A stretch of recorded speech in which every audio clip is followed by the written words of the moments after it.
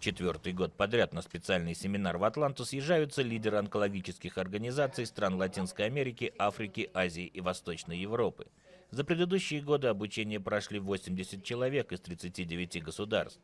На семинарах не обсуждаются новые клинические или медикаментозные способы борьбы с раком. Здесь у многих стран есть достаточно серьезные наработки. А вот в вопросах привлечения спонсоров или организации кампаний в средствах массовой информации американцам равных в мире нет. Это часть работы общественная, можно сказать. И действительно многому надо учиться. Тем более у американских коллег, которые продвинулись, особенно по контролю над курением. Финансовое положение многих государств не позволяет им вести достаточно интенсивные исследования в области онкологии, как, например, это происходит в Латвии. Мы должны привлечь деньги с других источников. И именно вот в таком направлении в нашем государстве пока еще опыта мало.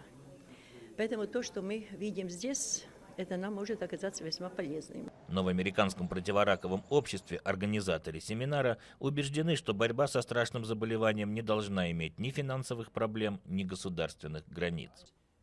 Международный антираковый союз объединяет около 300 организаций из 90 стран мира.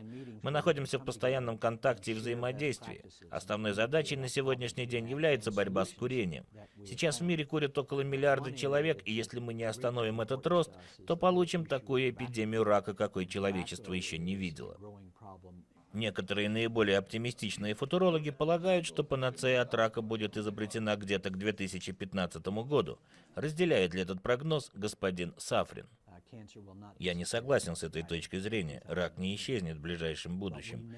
Цель, которую мы ставим перед собой, это на 50% сократить смертность от рака к 2015 году. Что же представляет собой американское противораковое общество, штаб-квартира которого находится в Атланте? Это 100% благотворительная организация. Это не государственная организация, она существует за счет пожертвований в основном. Годовой бюджет $800 миллионов. Так что борьба предстоит долгая и упорная. Несколько недель назад в одном из госпиталей Атланты был открыт новый раковый корпус, который одновременно является как клиническим, так и исследовательским центром. Может быть, именно здесь со временем будет поставлена точка в этой затянувшейся борьбе. Виктор Горошин, Дмитрий Горошин, RTVI, Атланта.